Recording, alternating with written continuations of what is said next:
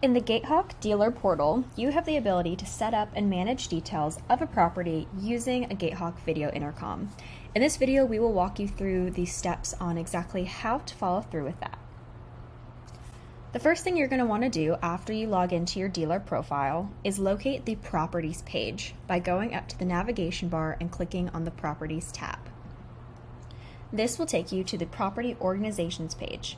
This page will list all of the current properties your organization manages, as well as the date that those properties were created. This is your first time adding a property. This page will be blank. Don't worry, we will take care of that in the next step. To add a property organization, you're first going to want to click on the Add Property Organization button up here at the top. This will open the Add Property Organization form. Once you're on this form, you're going to want to complete all of the property organization details section first. This includes the property's name, phone, address, as well as the property's main email and the number of tenant units on the property. The second section of this form is the property owner contact information. This is not the property manager, this is not the leasing agent, this is the owner of the building itself. We use this information at GateHawk just to make sure we can verify all billing information, addresses, and things like that going forward. So please make sure to fill out all of these required sections before moving on.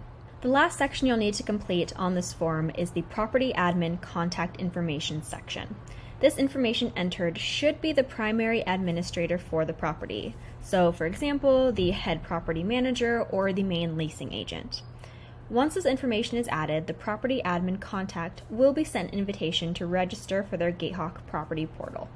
Once you've completed all of the sections in this form, all you need to do to submit your property and send that first register email to the property admin contact is hit Save Property, and that will populate this property's information in the property details page that you just saw previously.